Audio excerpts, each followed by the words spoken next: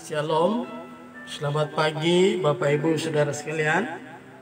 Selamat kita bertemu kembali dalam program Renungan SOS. Puji Tuhan, mengawali renungan kita satu di dalam doa. Bapa di surga, Bapa yang kami sembah dalam nama Yesus. Terima kasih Tuhan kalau pagi yang indah ini kami boleh datang ke hadirat-Mu. Kami naikkan syukur limpah banyak terima kasih karena kemurahan-Mu yang kami boleh alami di sepanjang malam yang sudah kami lewati. Kami boleh mengalami petiduran yang nyenyak Tuhan. Terima kasih. Demikian juga pagi yang indah ini kami mengucap syukur karena oleh kemurahan-Mu kembali Engkau sudah bangunkan kami dengan keadaan roh, jiwa, dan tubuh yang diberkati. Terima kasih Tuhan. Sebentar lagi kami akan mendengarkan renungan firman-Mu. Mari Roh Kudus menolong kami, memampukan kami menangkap pesan-pesan Tuhan melalui renungan pagi yang indah ini. Terima kasih Bapa, di dalam nama Yesus kami sudah berdoa dan mengucap syukur. Kami akan mulaikan renungan ini. Haleluya. Amin.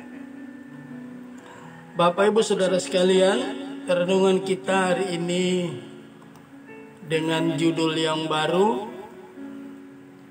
yang terdapat di dalam Injil Yohanes pasal yang pertama ayat yang ke-19 sampai ayat yang ke-28 ya. Di sini redaktur Alkitab memberikan judul bacaan kesaksian Yohanes tentang dirinya ya.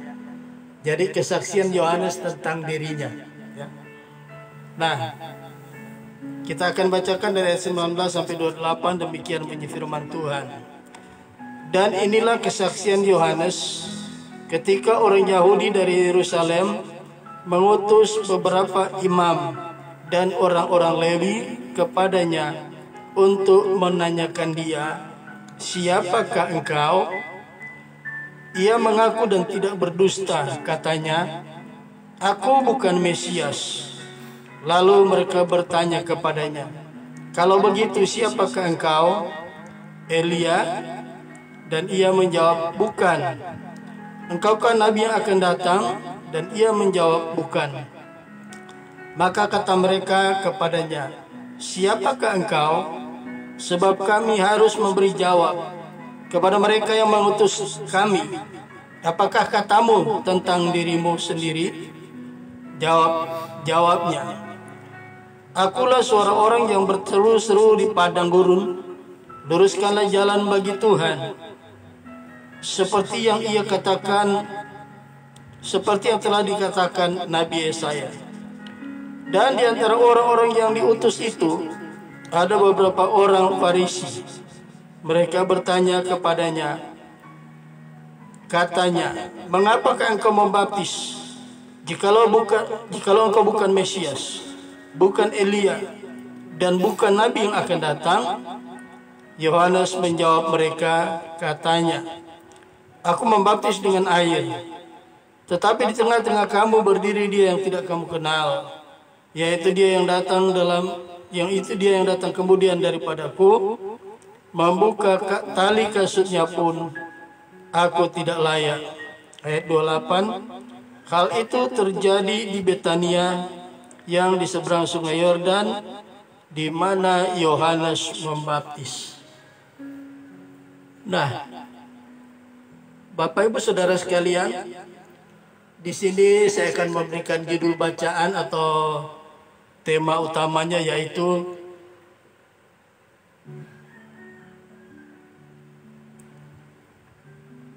hamba yang sejati ya. Kalau redaktur Alkitab memberikan judul kesaksian Yohanes tentang dirinya, ya, saya akan memberikan judul yang lain tapi maknanya sama ya. Hamba yang sejati ya. Nah, kita lihat pada ayat yang ke-19 dikatakan sebagai berikut. Ya, di sini saya akan berikan subtemanya,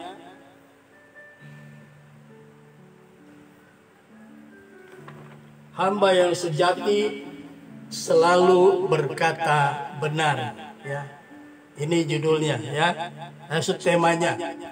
Ayat 19, dan inilah kesaksian Yohanes ketika orang Yahudi dari Yerusalem mengutus beberapa imam dan orang-orang Lewi kepadanya untuk menanyakan siapakah dia, ya, siapakah engkau, ya.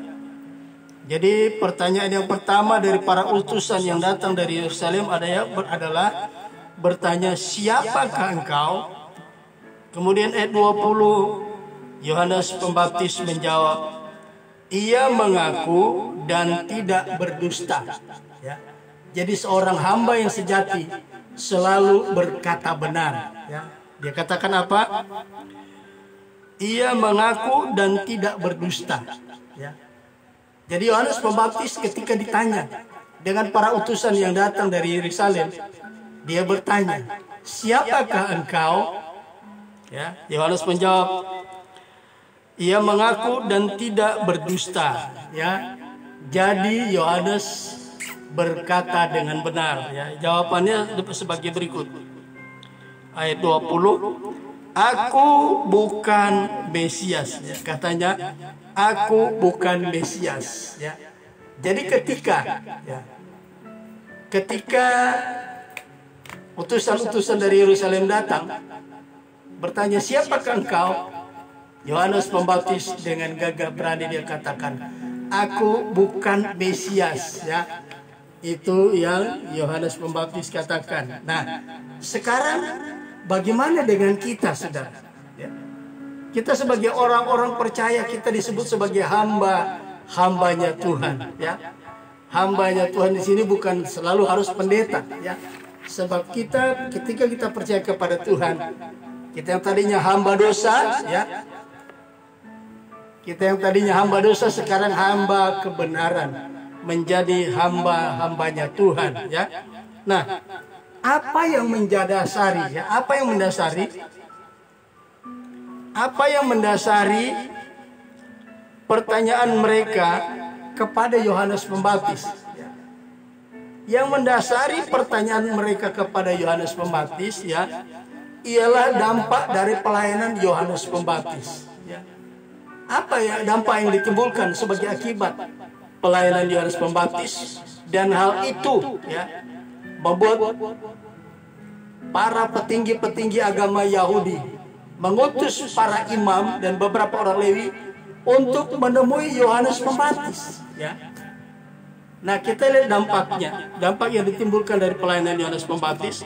Mari kita lihat di dalam Markus pasal yang pertama, ayat yang keempat dan ayat yang kelima.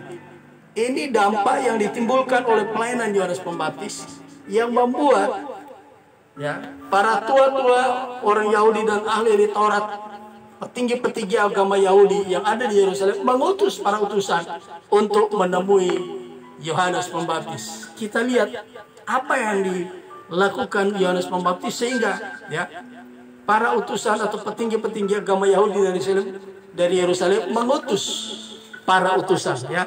Markus 1 ayat 4 dan ayat yang kelima. Demikianlah Yohanes Pembaptis tampil di padang gurun dan menyerukan, bertobatlah dan berilah dirimu dibaptis, dan Allah akan mengampuni dosamu. Lalu datanglah kepadanya orang-orang dari seluruh daerah Yudea dan semua penduduk Yerusalem, dan sambil mengaku dosanya, mereka dibaptis di sungai Yordan.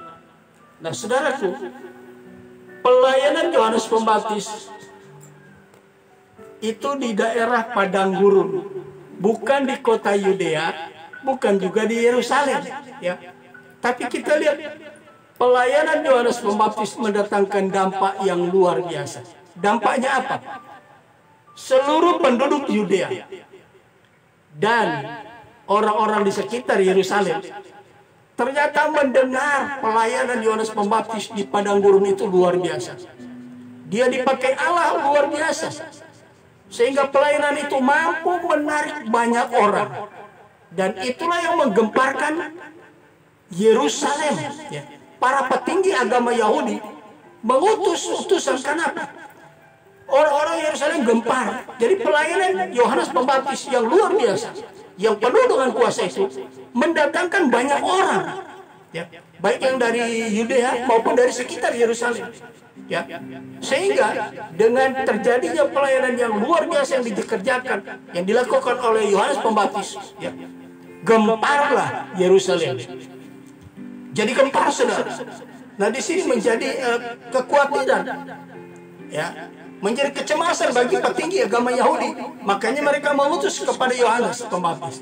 Ketika mereka datang dan bertanya, siapakah engkau? Dan dia berkata, aku bukan Mesias. Saudara yang kekasih, percaya atau tidak, pelayanan kita yang disertai dengan kuasa akan menarik banyak orang, ya, dan akan muncul banyak reaksi para petinggi agama yang ada di Yahudi, petinggi agama Yahudi yang ada di Yerusalem, ya. Mereka langsung mengutus para utusan untuk menyelidiki apa penyebab, ya, sehingga kabar pelayanan Yohanes Pembaptis menggemparkan Yudea dan Yerusalem, mendatangkan banyak orang datang, ya. Yang pertama. Yang kedua, kita lihat di dalam Lukas pasal yang ketiga, ya. Lukas pasal yang ketiga, kita akan lihat Lukas pasal yang ketiga, mulai dari ayat yang ke-7, ya. Kita lihat ini pelayanan Yohanes Pembaptis. Lalu ia berkata kepada orang banyak yang datang kepadanya untuk dibaptis. Banyak orang datang ingin dibaptis, ya. Kemudian katanya, hai kamu keturunan ular beludak, siapakah yang mengatakan kepada kamu supaya kamu melarikan diri dari murka yang akan datang? Jadi hasilkanlah buah-buah yang sesuai dengan pertobatan. Dan janganlah berpikir dalam hatimu, Abraham adalah bapa kami. Karena aku berkata kepadamu, Allah dapat menjadikan anak-anak Abraham dari batu-batu ini. Tapak sudah tersedia pada akar pohon, dan setiap pohon yang tidak menghasilkan buah yang baik akan ditebang dan dibuang ke dalam api. Ayat yang ke-10. Orang banyak bertanya kepadanya, jika demikian, apakah yang harus kami perbuat? Jawabnya, barang siapa mempunyai 2 helai baju, hendaklah ia membagikannya dengan yang tidak punya. Dan barang siapa yang mempunyai makanan, hendaklah ia berbuat demikian juga. Ayat 12, ada datang juga pemungut cukai untuk dibaptis, dan mereka bertanya kepadanya, Guru, apakah harus kami perbuat? Jawabnya, jangan menagih lebih banyak daripada yang telah ditentukan bagimu. Dan prajurit-prajurit bertanya juga kepadanya, dan kami, apakah harus kami perbuat? Jawab Yohanes kepada mereka, janganlah merampas, dan jangan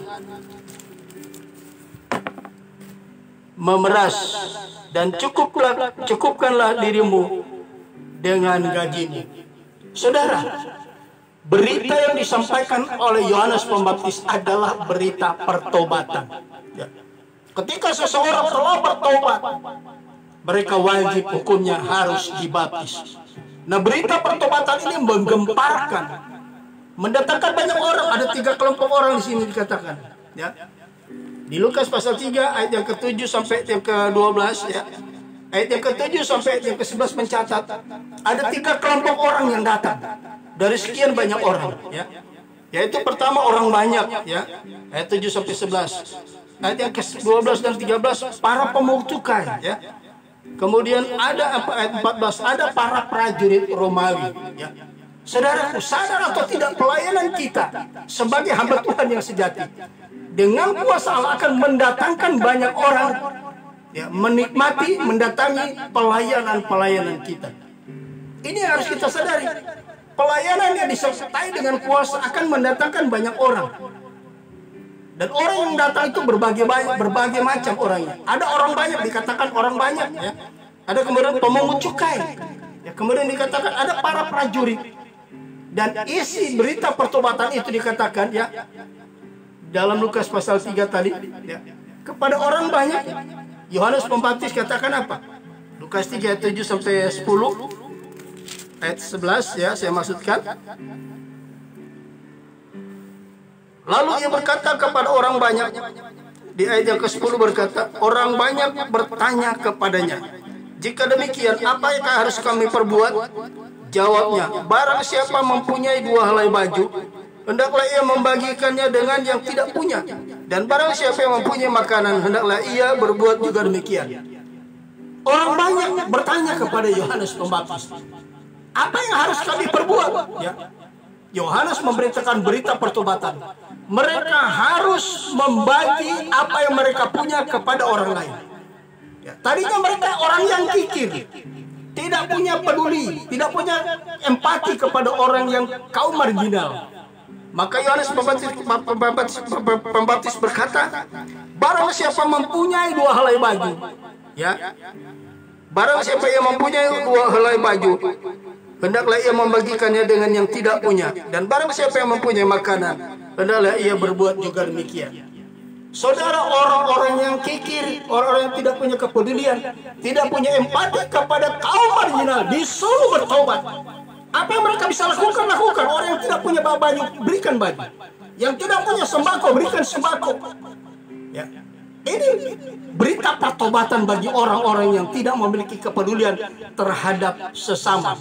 Di masa-masa COVID seperti ini, baju atau pakaian, makanan dan minuman ini sangat dibutuhkan.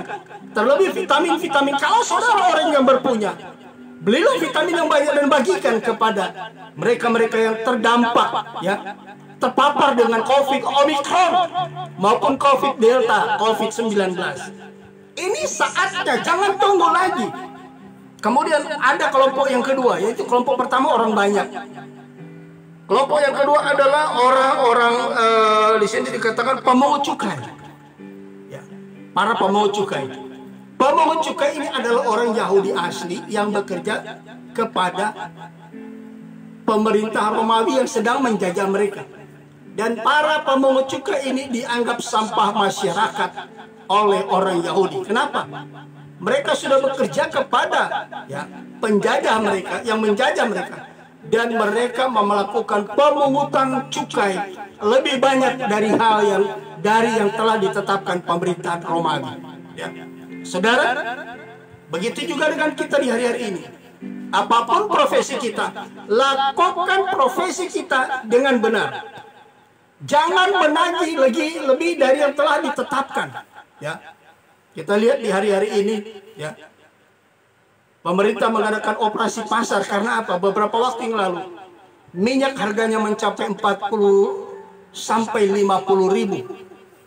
Pemerintah sangat peduli, tetapi para pejabat-pejabat di bawahnya ada yang tidak mempedulikan masyarakat. Ada yang mempertahankan harga sampai tetap 60 dan ada yang 40. Kemudian pemerintah mengambil keputusan menyatukan harga, baik harga di Alfamart, ya, Indomart, dan harga di pasar tradisional. Itu, ya, di Alfamart, di Indomart, itu terjadi satu harga dengan harga eceran tertinggi pemerintah. Bagaimana dengan kita sebagai seorang yang punya usaha, ya, dagang? Nah, mari kita belajar. Yohanes Pembaptis mengatakan kalau kita tidak melakukan hal ini, maka murka Allah akan datang dalam usaha kita. Apapun bentuk murka itu pasti akan datang. Hukuman Tuhan pasti akan datang. Sekarang saatnya kita bertobat, melakukan apa yang kebenaran firman Allah katakan kepada kita. Kemudian kelompok yang ketiga adalah para prajurit Romawi. Mereka bertanya kepada Yohanes Pembaptis, ya, jika begitu, bagaimana dengan kami? Apa yang harus kami lakukan? Ya, Yohanes Pembaptis katakan apa kepada para prajurit, ayat yang ke-14. Dan prajurit bertanya juga kepadanya, dan kami, apakah yang harus kami perbuat?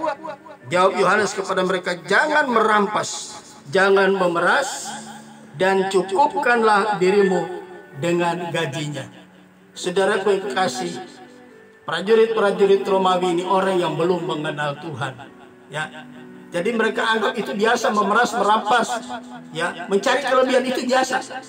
Tetapi Alkitab mengajarkan bagi kita orang yang sudah percaya kepada Tuhan, apapun profesi kita, Mari, jangan suka memeras, jangan suka merampas, mengambil hak orang lain.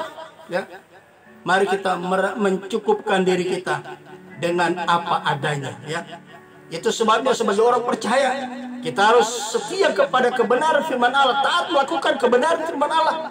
Jadi apapun yang kita lakukan selalu berkenan kepada Tuhan. Haleluya. Pelayanan Yohanes Pembaptis mendatangkan dampak yang luar biasa. Banyak orang datang dibaptis, memberi diri dibaptis. Dan inilah yang menggemparkan Yerusalem sehingga tua-tua agama Yahudi, ya, petinggi-petinggi agama Yahudi, petinggi-petinggi agama Yahudi mengutus orang kepada Yohanes Pembaptis.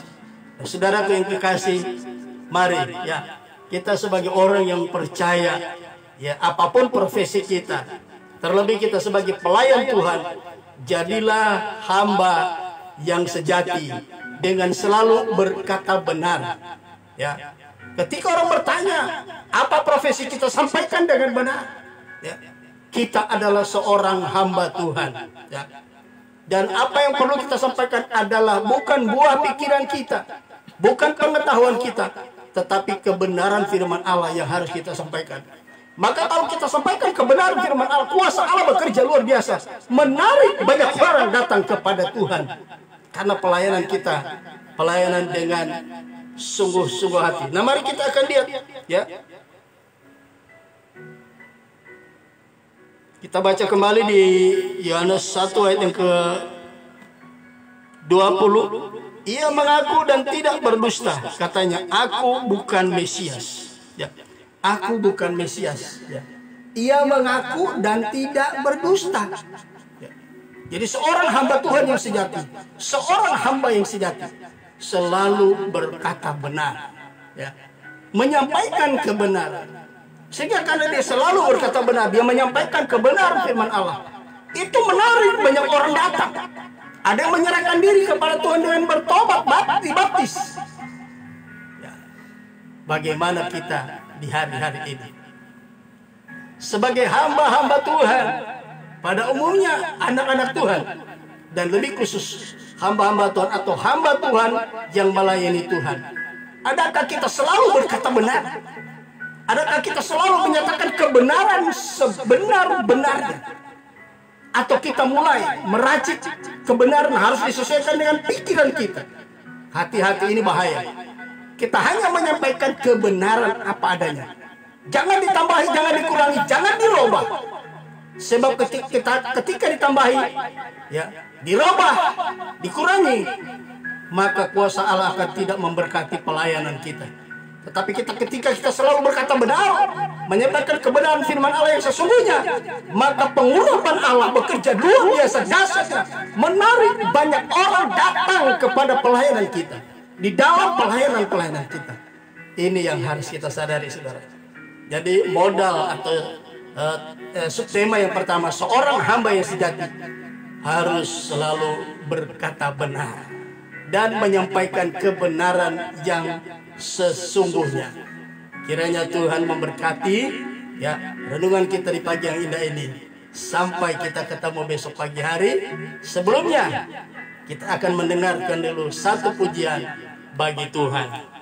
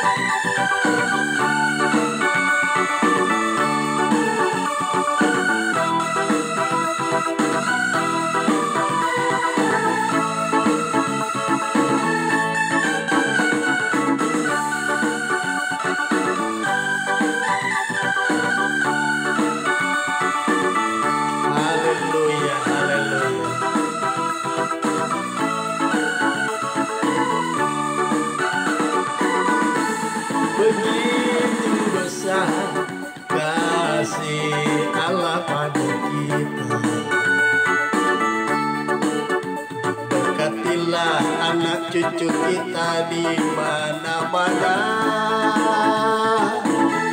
Tuhan mengubah menjadi kaya.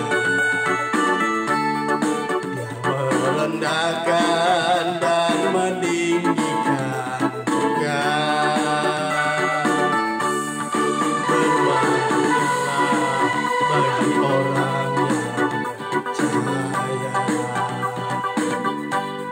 Anak cucunya pasti tidak akan meminta-minta.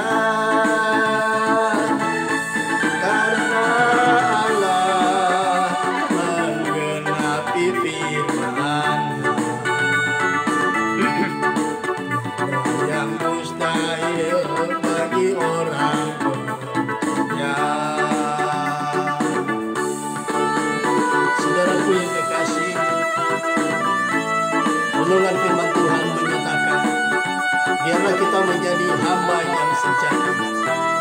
Hamba yang sejati selalu berkata benar dan menyampaikan kebenaran apa adanya. Dan itu akan terjadi dampak yang luar biasa. Mendatangkan banyak orang datang dalam pelayanan yang kita adakan, saudara. Haleluya, puji Tuhan. Tuhan memberkati. Haleluya. Begitu besar kasih Allah pada kita. Diberkatilah anak cucu kita di mana-mana. Tuhan mengubah miskin dan menjadi kaya. Dia merendahkan dan meninggikan juga.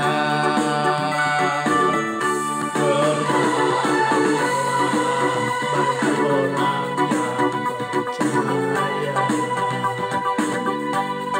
Anak cucunya pasti tidak akan meminta-minta. Karena Allah menggenapi firman-Nya. Yang mustahil bagi orang percaya.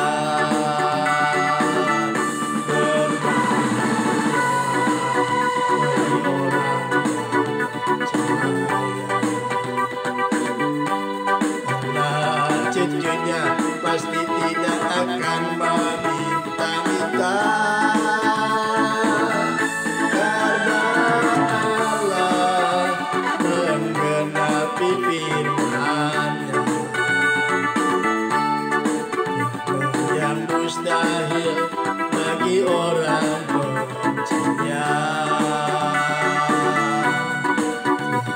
Yang mustahil bagi orang percaya. Haleluya, puji Tuhan. Tuhan Yesus memberkati. Kita satu di dalam doa.